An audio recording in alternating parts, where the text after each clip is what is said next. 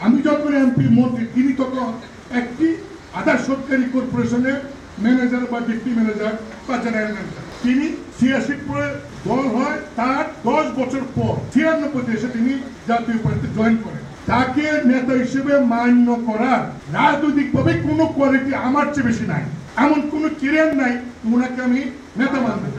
একটাই গুণ আছে, অনলি একটাই গুণ, যার জন্য অনেক নেতা মানে সেটা হলো আমাদের প্রয়াত রাষ্ট্রপতি জাতীয় পার্টি প্রতিষ্ঠা চেয়ারম্যান হুসেন মোদার্শেদের ভাই, তার ভাই, সেই কারণে ওনাকে মানলাম। জনাব জিএম খালেদ, আমি এমন কি অপরাধ করলাম আপনি মহাসচিব পাচ্ছেন, আপত্তি নাই, প্রাথমিক সদস্য পদ থেকে আপনি বাদ দিলেন, কেমন কথা? এটা কি কোনো মানে রাজনৈতিক নেতার আচরণ হতে পারে?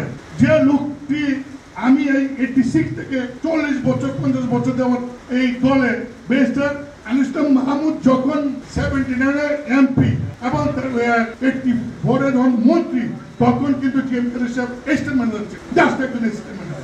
হাওলাদার সাহেব যখন ডেপুটি মিনিস্টার 79-80 তে, তখন জিএম খালেদ সাহেব ম্যানেজার ছিলেন। তারপরেও তারা নিঃশর্তভাবে আপনাকে চেয়ারম্যান মানছে, কারণ আপনি এসেছেন ভাই।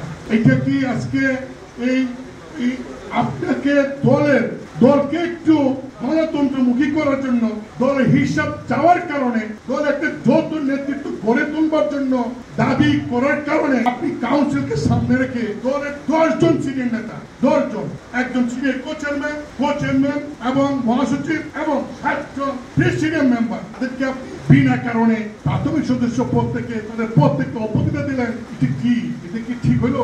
আপনি তো এটা তো মানে অবৈধ না, শুধু এটা একটা স্বৈরাচারের বড় একটা উদাহরণ। দেখেন, উনি কয়েকজনকে বলছে যে তারা চাঁদা দেন না, এই জন্য অবৈধ হয়েছে। এর মধ্যে একজন হলো আমাদের মোস্তফা মাহমুদ, সে তার দলের যে চাঁদা আগামী অক্টোবর মাস পর্যন্ত দেওয়া আছে অ্যাডভান্স, এই তার রিসিট আছে, তাকেও বলছে সে চাঁদা দেয় না, এই কারণে অব্যাহতি দিচ্ছে।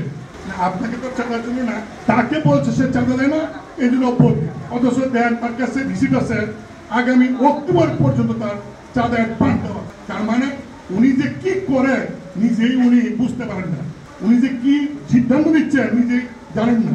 আসলে কাজী ফিরোজ রশিদ সাহেব যেটা বলছেন, আমার মনে হয় ওনার মানসিক অবস্থা ঠিক আছে কিনা ডাক্তারদের পরীক্ষা করা দরকার। তবে একটা কথা বলতে পারি, এই জাতীয় পার্টি প্রতিষ্ঠা করার সময় এই এপিএম রুহুল আমিন হাওলাদার, ব্যারিস্টার আমির সহ, বাবলা সহ, আমরা যারা সেন্টু সহ, এই যে আমার ছাত্র সমাজের আছে জয়ী সহ, ওই কর্মীদের সহ, আমাদের যারা আছেন যারা আছে, সবাই প্রতিষ্ঠার লক্ষ্য থেকে 30-40 বছর ধরে আমরা পার্টি করি। জনাব কাদের সাহেব, আপনি আমাদেরকে দল থেকে পদ থেকে অব্যাহতি দিলেন, ওকে, বাট প্রাথমিক সদস্য পদ থেকে আপনি অব্যাহতি দিয়ে আগামী কাউন্সিলে যাতে কোনো চ্যালেঞ্জ না হয়, আপনি যাতে একতরফাভাবে নেতা নির্বাচন হন, সেই জন্য তো আপনি এটা করছেন না। আমরা জাতীয় পার্টি ছাড়বো না, জাতীয় পার্টি করবো এবং ঐক্য করে জাতীয় পার্টি করবো। আপনার যে কাউন্সিল, সেই কাউন্সিলে আমরা যাব, সেই কাউন্সিলে আমরা অংশগ্রহণ করে কাউন্সিল যারা আসবে তাদেরকে আহ্বান করবো। আপনি যেদিন না দিল আমরা যাবো, জাতীয় পার্টি ভাঙতে আমরা দিব না।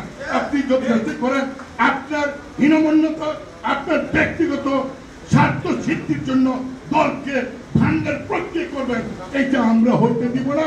কারণ আপনার চেয়ে এই দলের অবদান আমাদের বেশি, আপনার চেয়ে এই দলে আমাদের এই দলের দরদ বেশি।